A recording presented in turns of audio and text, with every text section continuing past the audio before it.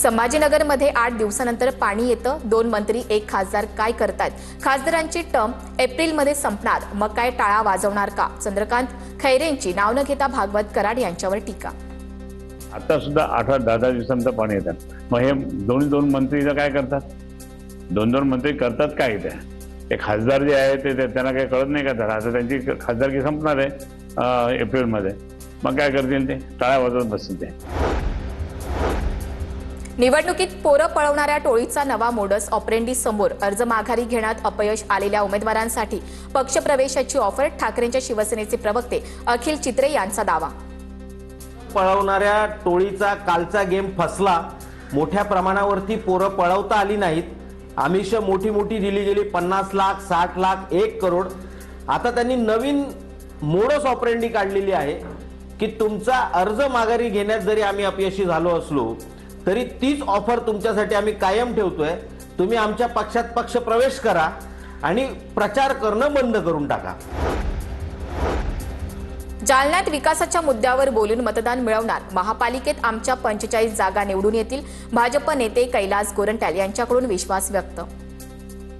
भारतीय जनता पार्टीचे नगरसेवक म्हणून जे जाईल ते विकासाच्या मुद्द्यावर ते बोलणार आहे आणि भविष्यात आणखीन आम्ही काय करू शकतात, जालन्याचे जे प्रश्न आहे, प्रभागाचे जे प्रश्न आहे त्याच्यावर बोलून लोकांचं मतदान आम्ही आपल्याकडे घेऊन येणार आहे. सर्व महानगरपालिकांमध्ये महायुतीचा महापौर व्हावा यासाठी शुभाशीर्वाद दे. रवींद्र चव्हाण यांचं अंबाबाईला साकडं. भ्रष्टाचारी विरोधकांना देवी कुठेही थारा देणार नाही. रवींद्र चव्हाणांचं विधान. चरणी नतमस्तक होऊन तिला साकडं घातलंय. महापौर हा महायुतीचाच झाला पाहिजे यासाठी आम्हाला शुभाशीर्वाद दे आणि देवीने सुद्धा आमचं साकडं नक्की ऐकेल, कारण या भ्रष्टाचारी व्यक्तींना किंवा या सगळ्यांना कुठेही देवी थारा देणार नाही. पैसे वाटप प्रकरणातील दोषींवर कारवाई होणार. आमदार परिणय फुके यांची प्रतिक्रिया. जे दोषी असतील त्यांच्यावर कारवाई होणार.